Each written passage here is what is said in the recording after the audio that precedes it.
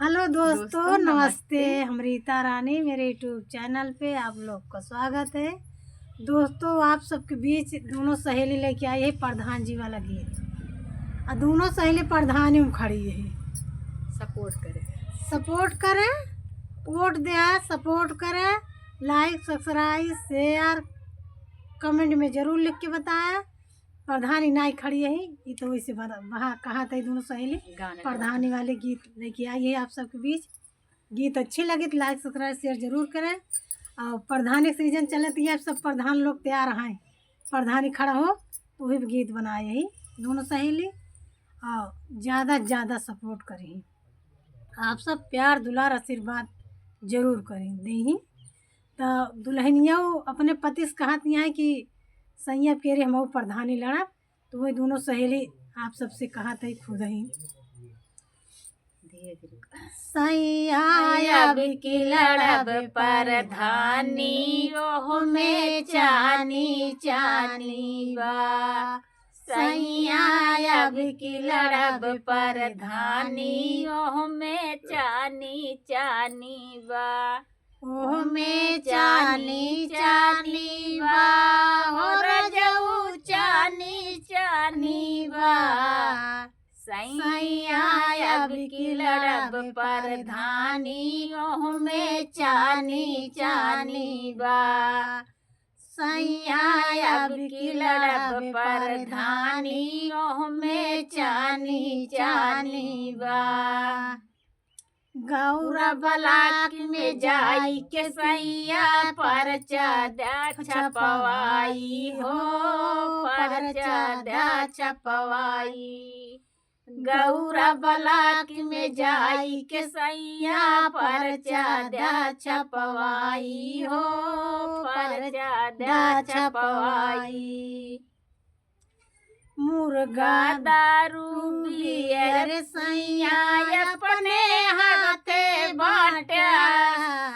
सैया अब की लड़ब प्रधानी में चानी चानी बा। सैया अब की लड़ब प्रधानी ओह में चानी चानी बा।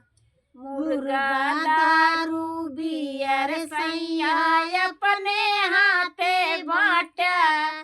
सैया अब की लड़ब प्रधानी ओह में चानी चानी बा। सैया अब की लड़ब प्रधानी ओह में चानी चानी बा। ओह में चानी चानी बा हो रजऊ चानी चानी बा।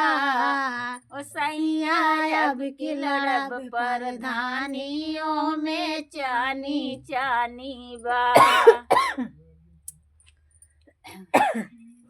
चाची माई के गोड़ लागा निहुर के लाग्या पैया हो, निहुर के लाग्या पैया।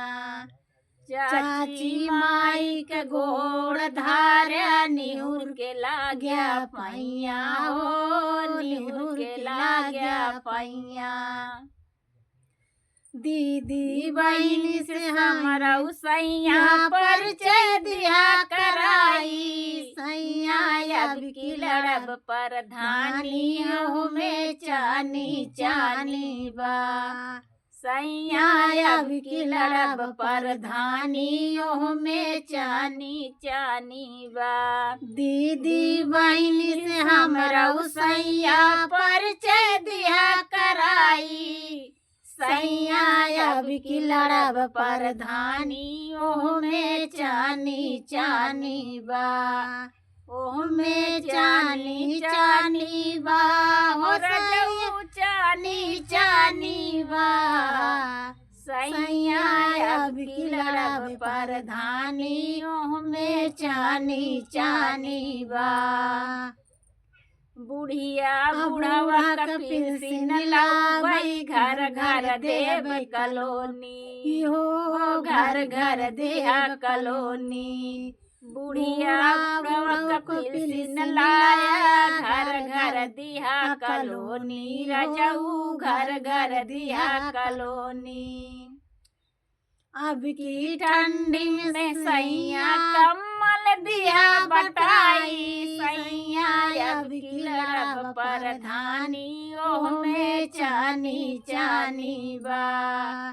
सैया अब की लड़ब परधानी, ओह में चानी चानी बा। अब की ठंडी में सैया कम्मल दिया बटाई, सैया अब की लड़ब परधानी, ओह में चानी चानी बा। सैया अब की लड़ब परधानी, ओह में चानी चानी बा। ओह में चानी चानी बा, हो रजऊ चानी चानी बा। सैया अब की लड़ब परधानी, ओह में चानी चानी बा। दोस्तों दोनों सहेली वीडियो बनाए ही 5 धुआं दिखात बा कौड़ो तापत ही, सपोर्ट ज्यादा दे है, आगे जलाए जलाए बनावत है।